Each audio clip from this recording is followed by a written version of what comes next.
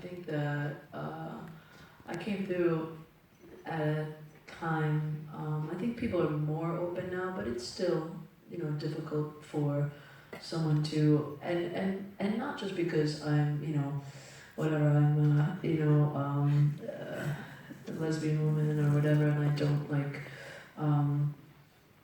kind of subscribe to some of the norms of how entertainment has been seen generally.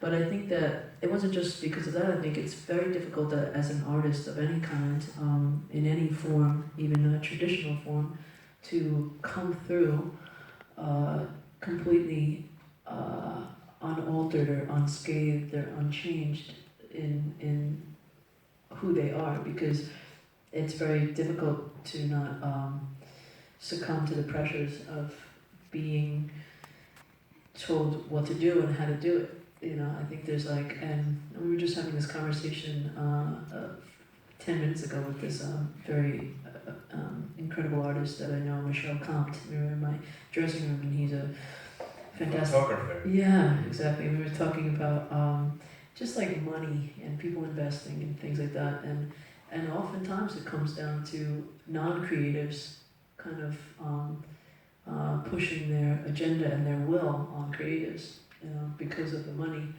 and things like this, and that's not, I think that if you are able to resist that, and but also work with it. It's not like it's a very, I'd like to say just say no and just be middle finger in the air to everybody. But so the old-fashioned punk attitudes of no future and fuck the system. Yeah, I think there has to be an element of that, but I do think that you're also, you have to be a bit cunning about it, I think that, people are going to try to use you, and, you need to try to use the system a bit too, and then, It's more give and take. Yeah, and then at the same time, one of the biggest things is to just keep creating, I think.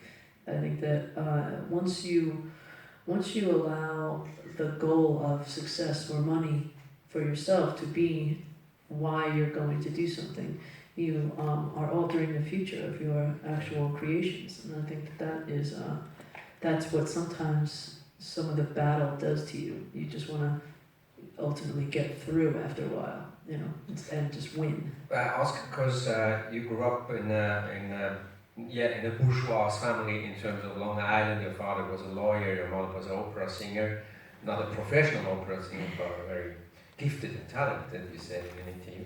And the plan of your parents were that you're gonna become a doctor. Yeah. So how did you resist that? Yeah. Well, I think my mother died when I was a teenager, and I felt as if, I got the memo that life was short, and that also life was very based on a good life, beyond monetary advantage or disadvantage, was about loving what you do and being happy of who you are. And what encouraged you back then to start to write songs and to do what you do? Honestly, I don't know. I feel like it was just, that's I think where the rebellion really started. It was kind of, that's the ultimate rebellion, I think, that for myself, was just doing something that I had no idea how to do.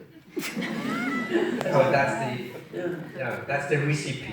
Yeah. Try to do something you don't know how to do. It's like you want to do something and you're just like, I don't know about, anybody who doesn't write songs, but before I ever wrote a song, I couldn't comprehend where songs came from.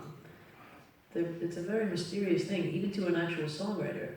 You meet some of the biggest songwriters in the world, and I have, and they will play you some very bad songs that they've written. There's and there's hundreds of them, and then they're known for 20 masterpieces, and that's interesting. If you have to describe to someone who's not from this world what is a song, what would you say? What is a song? How to explain what it is? I think a song is harnessing the emotional and energetic mood of people's psyches together. It's like it's something that unites us. I think that whenever we hear a song, that's how, pop artists are born.